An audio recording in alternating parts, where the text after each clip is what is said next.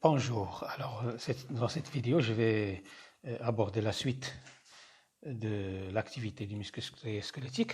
Première partie c'était une étude de la structure, euh, puis la deuxième partie ça concerne l'activité du muscle squelettique.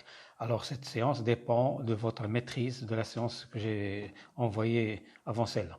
Alors vous avez l'interprétation d'abord à l'œil nu, au microscope optique, au microscope électronique, puis l'interprétation moléculaire. On va commencer donc par l'interprétation à l'œil nu. Toujours, j'adopterai donc interprétation de l'activité musculaire suivant l'observation à l'œil nu.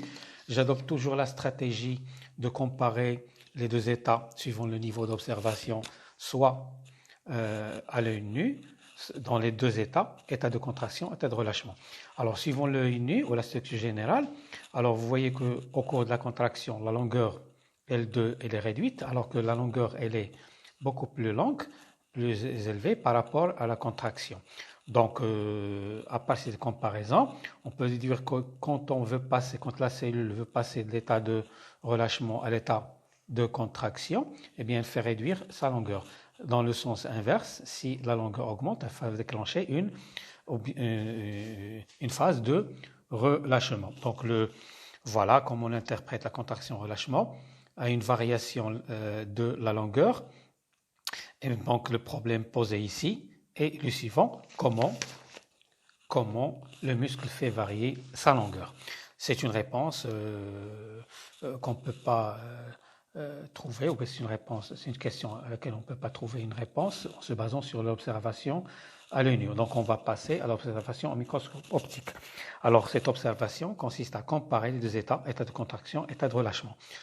Alors je passe à la prochaine fiche. Alors c'est une fiche qui donnera la structure microscopique de la fibre musculaire à l'état de contraction, à l'état de relâchement.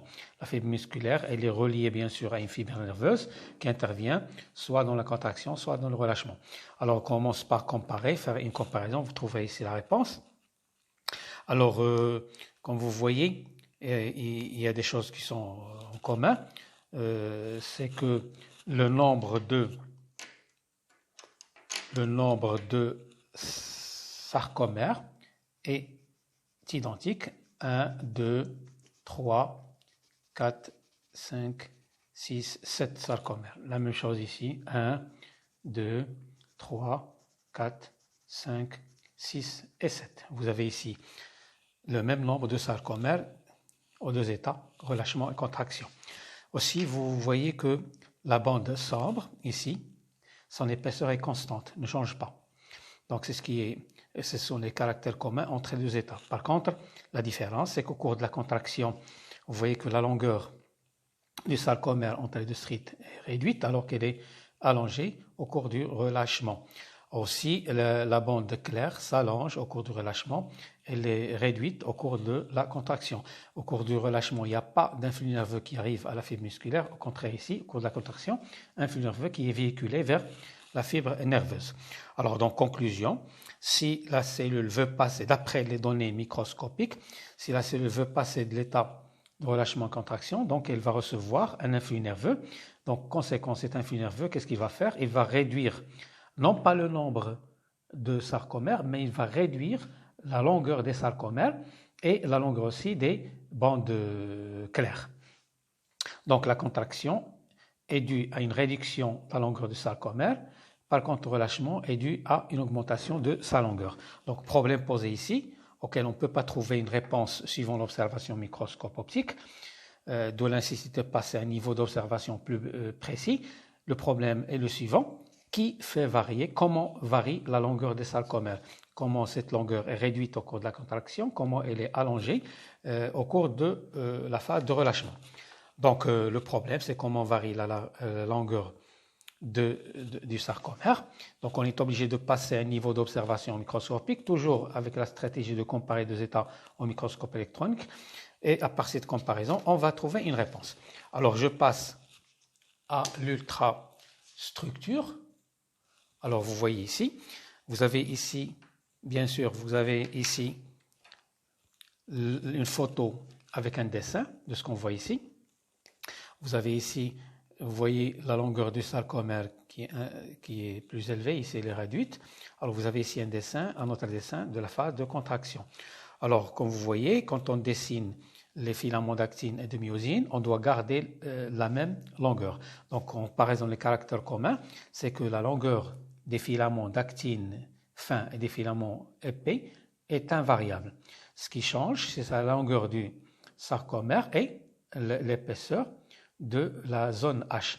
Au cours de la contraction,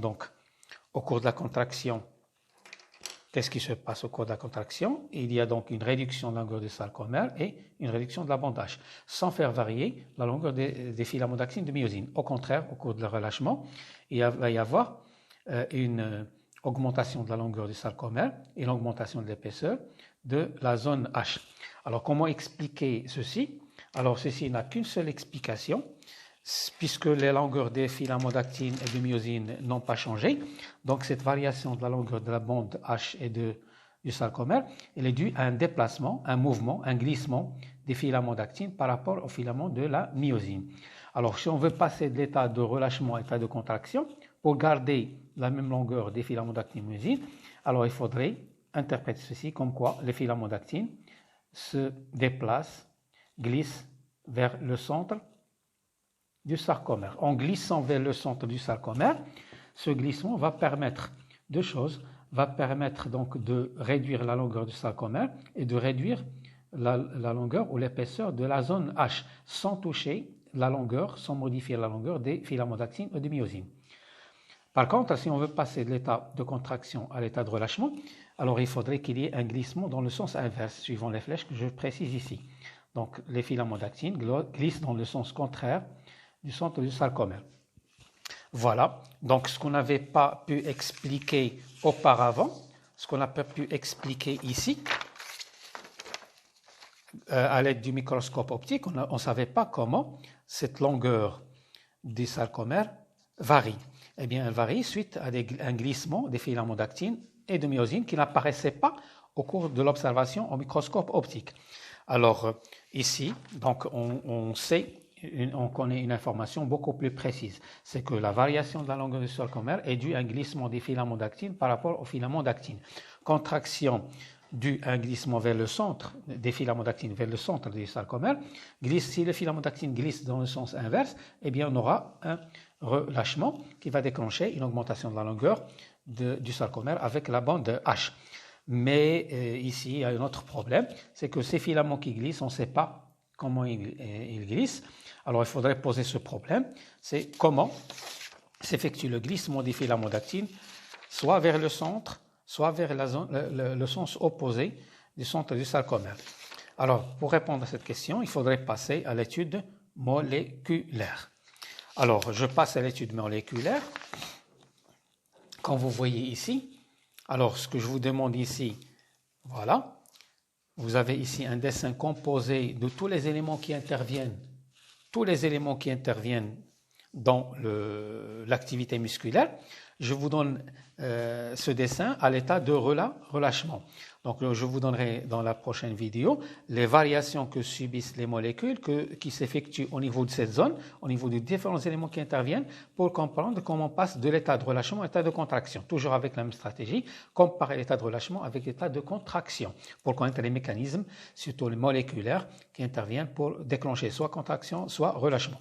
Alors ici, je vous donne ce document sous forme d'exercice. Alors, il faudrait très bien connaître tous ces éléments qui interviennent ici, à savoir de l'élément numéro 1 à l'élément numéro 18. Alors, je donne ce document sous forme d'exercice. Eh bien, vous avez ici deux questions. Question, donnez la légende des éléments de 1 à 18. Décrire cet état, c'est-à-dire l'état de relâchement. Alors, qu'est-ce que vous voyez ici? Alors, les éléments de 1 à 18, vous les identifiez. Ici, vous avez dans la fiche qui va suivre, vous avez les réponses. Alors, je vous donne les réponses comme ça oralement. Alors ici, le numéro 1, vous me suivez, c'est le sarcolème. Numéro 2, c'est la fibre nerveuse. Troisièmement, c'est la synapse neuromusculaire. Quatrièmement, c'est le sarcoplasme. Alors, cinquièmement, c'est mitochondrie. Sixièmement, ce sont les réserves de glycogène dans le sarcoplasme. Alors, qui est le numéro 4. 7, c'est le tubule transverse.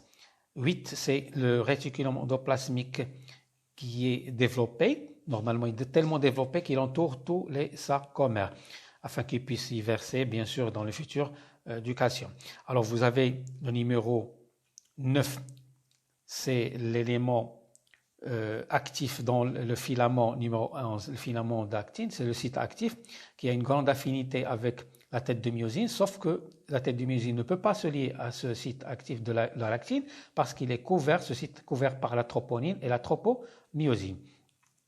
Alors vous avez une épaisseur de la zone H qui est élevée, le sarcomère à longueur élevée, vous avez aussi le calcium qui est pompé du sarcoplasme dans le réticulum endoplasmique développé.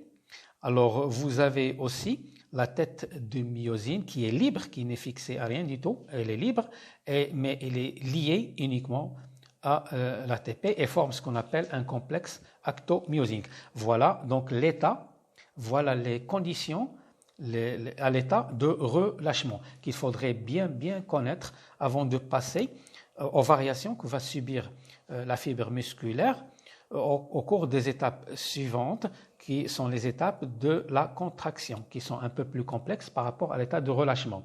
Pour les simplifier, je vais vous donner les étapes, 3 étapes différentes qui se succèdent dans le temps, qui représentent l'état de contraction. Bien sûr, pour connaître ces états, il faudrait bien connaître l'état initial que je suppose, c'est l'état de relâchement. Donc les réponses que vous avez à ces questions que j'ai ici, je vais mettre ce document dans une position horizontale. Alors, vous avez ici les 2 questions. Eh bien, la suite, vous avez la réponse ici. Alors, vous avez premièrement, c'est le numéro 1, c'est le sarcolemme. Alors, l'élément numéro 2, etc. À vous de bien maîtriser, d'apprendre tous ces éléments en se basant sur la fiche que j'ai donnée auparavant. Vous avez les différentes positions, ce qui existe au cours du relâchement, les événements qui sont spécifiques à l'état de relâchement, à savoir qu'il n'y a pas de transmission de l'influx nerveux au muscle, il n'y a aucun passage. Le calcium est pompé du sarcoplasme au réticulum sarcoplasmique. La troponine et tropomyosine couvrent le site actif qui empêche la fixation de la tête de myosine avec l'actine. Les molécules d'ATP se fixent sur les têtes de myosine pour former un complexe tête de myosine ATP. Et ensuite, il y a une augmentation de la longueur de la zone H et du sarcomère. Alors donc, à la prochaine vidéo qui sera diffusée donc demain, Inch'Allah, parce que le temps presse. Alors, dans ce cas-là, je dois être un peu plus rapide pour terminer ce module numéro 1 pour passer aux exercices. Sachez que cette année, elle est exceptionnelle. Alors, c'est le module concernant la respiration, fermentation, activité du muscle squelettique. Eh bien, on peut lui réserver une note de 7 points. 7 points, sachant qu'il n'y aura que 3 modules dans le programme, à savoir module de respiration, fermentation, activité musculaire. Et module numéro 2, c'est la génétique. Puis le numéro 3, c'est la pollution, qu'on va essayer de détailler après, Inch'Allah. Alors, bonne chance, à demain, Inch'Allah, pour la prochaine vidéo. Alors, essayez s'il vous plaît, de bien saisir ces informations que j'ai citées aujourd'hui, afin que vous puissiez me suivre la séance prochaine, Inch'Allah. Allez, bonne chance. Sachez que, Inch'Allah, tout se passera bien et que vous allez exceller, bien sûr, Inch'Allah. Allez, bonne chance.